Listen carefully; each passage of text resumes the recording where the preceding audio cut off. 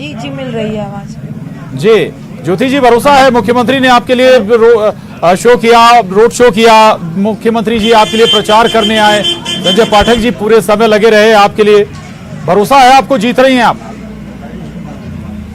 जी मुझे पूरा भरोसा है मुख्यमंत्री शिवराज सिंह चौहान जी पर, और हमारे शहर के तीनों विधायक, सांसद जी, हमारी वीडी शर्मा जी, सभी ने भरपूर सहयोग दिया है हमें और आशीर्वाद दिलाया जनता से भरपूर।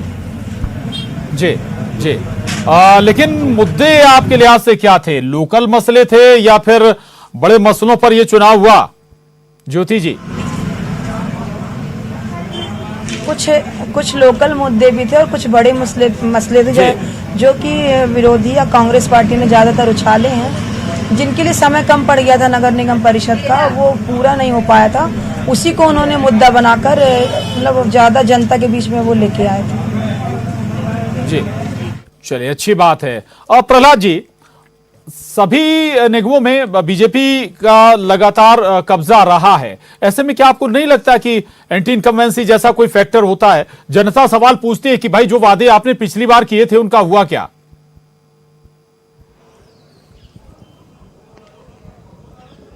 हमने जो भी वादे पिछली बार किए थे लगभग सारे पूरे किए हैं। रतलाम शहर लगातार प्रगति के मार्ग पर आगे बढ़ रहा है जी। यहाँ तक कि यहाँ पर युवाओं के लिए रोजगार के माध्यम बने हैं।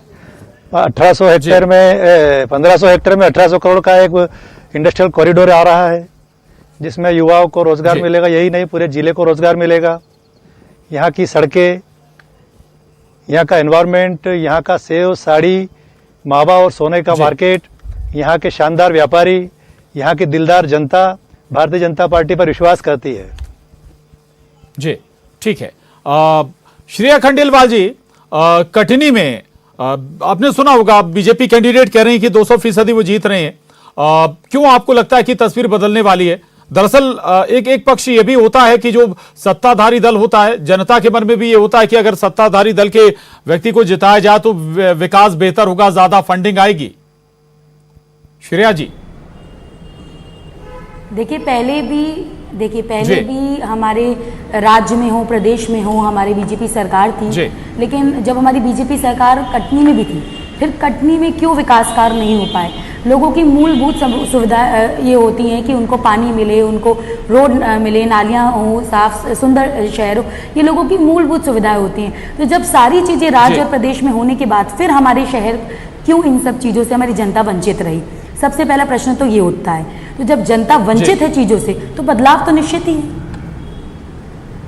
जी, आपको लगता है बदलाव होने जा रहा है, अच्छी बात है। और अजय मिश्रा जी, चूंकि ये निकाय चुनाव सीधा जुड़ाव होता है लोगों का, आम जनता का जो मतदाता होता है, इसका इम्पैक्ट पड़ता है, एक इस लिहाज से भी समझाइएगा, इसके ड्रॉबैक भी होते हैं और कई बार फायदा भी मिलता है। अजय जी,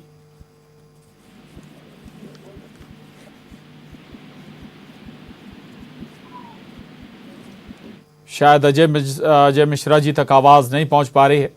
और गीता अग्रवाल हमारे साथ लगातार बनी हुई हैं, देवास से बीजेपी उम्मीदवार हैं।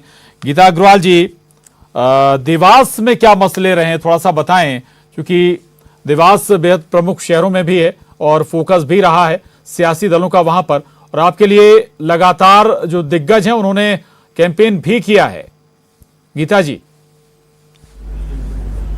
जी, अभी तक सब विकास कार्य अच्छे से हो रहे हैं। हमारी राजमाता जी के नेतृत्व में जो भी कार्य हो रहे हैं उससे आगे बढ़ाने की पूरी कोशिश करेंगे। और सब जैसे हमारे देवास में ब्रिज बन रहा है, हमारे देवास में टेकरी के सुंदरीकरण बहुत अच्छे से हो रहा है, उससे और आगे बढ़ाएंगे। जी अच्छा गीता जी, एक सवाल अक्सर चर्चाओं में होता है कि कोई महिला चेहरा होता है, कैंडिडेट होती है, तो उसके पीछे कोई अगर जीत भी जाती है तो चलाने वाला कोई पुरुष होता है, कहीं ऐसा तो नहीं है? अगर पद मिलता है, जीतती हैं आप, तो देखिए सर, फ्री हैंड रहेगा आपके पास। सबसे पहले तो मेरे राजमाता जी का आशीर्वाद है, राजमाता जी का आशीर्वाद है। फिर मेरे पति 30 वर्ष से राजनीति में कार्य कर रहे हैं, जो भी मुझे जरूरत लगेगी मैं उनका सहयोग लेंगे। जी, चलिए राजमाता का सहयोग लेंगी। प्रहलाद जी, एक सवाल मैं अजय जी से पूछा था, अजय जी हैं नहीं शायद अभी, आप तक आवाज पहुंच रही है क्या प्रहलाद जी?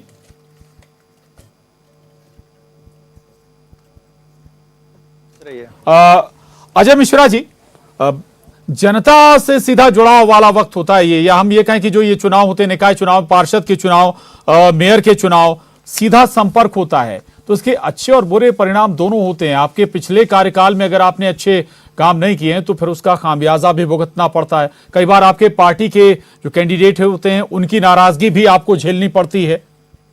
ये सारे पहलू दिमाग में रखकर आप बता रहे हैं कि आप जीत रहे हैं?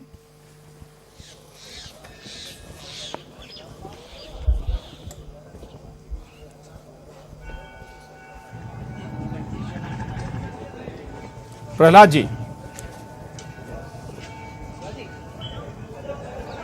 चलिए शायद जी मुझसे पूछ रहे हैं आवाज। जी प्रहलाद जी, सवाल आपसे ही है। हाँ जी चूंकि जी लगातार बीजेपी की आ रही है शहरों में जी पूछिए। मेयर बीजेपी का रहा है, ऐसे में क्या पिछले कैंडिडेट से कई बार जो नाराजगी होती है उसका खामियाजा अगला जो कैंडिडेट है पार्टी का उसे भी भुगतना पड़ता है? ये सारे पहलू आपके दिमाग में है, उसके बाद आपका दावा है जीत का?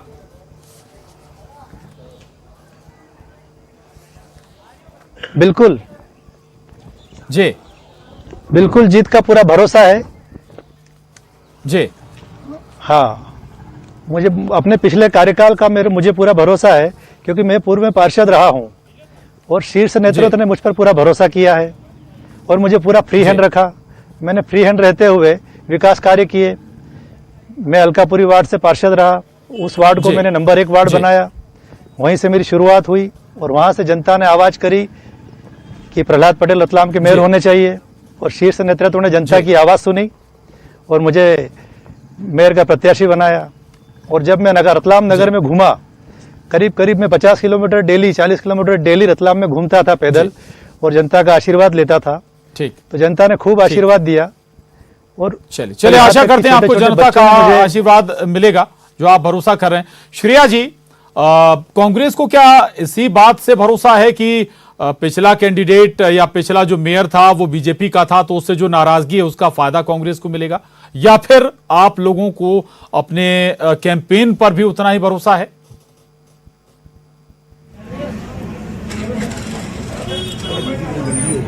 श्रेया जी, मौजूदा सरकार ने जो काम नहीं किए हैं तो नो डाउट जनता नाराज है और जनता बदलाव चाहती है, तो उसका जरूर फायदा हमें मिलेगा। और इसके अलावा हमें अपनी कैंपेनिंग पे भी पूरा भरोसा है, क्योंकि हम जब जनता से मिले तो जनता का जो विश्वास हमने अपने आप पे देखा, एक युवा चेहरे पे जो विश्वास देखा, एक जनसेवी पे अपना विश्वास देखा। क्योंकि मैं एक चयनित प्रवक्ता भी हूँ मध्य प्रदेश की और जन सेवा से भी जुड़ी हुई हूँ काफ़ी सालों से, तो जनता का एक विश्वास देखा कि हमारे बीच का व्यक्ति अब हमारे लिए कुछ करेगा जो काम हमारे लिए नहीं हुए हैं, तो वो विश्वास से मुझे भरोसा है।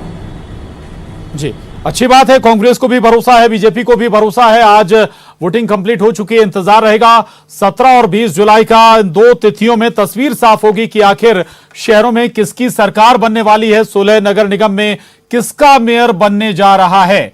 बहुत शुक्रिया गीता अग्रवाल जी, ज्योति दीक्षित जी, श्रेया खंडेलवाल जी, प्रहलाद पटेल जी, अजय मिश्रा जी, आप सभी का बहुत शुक्रिया, बहुत धन्यवाद न्यूज़ 18 के साथ इस चर्चा में शामिल होने के लिए। तो मध्य प्रदेश की महाडिबेट में बस इतना ही।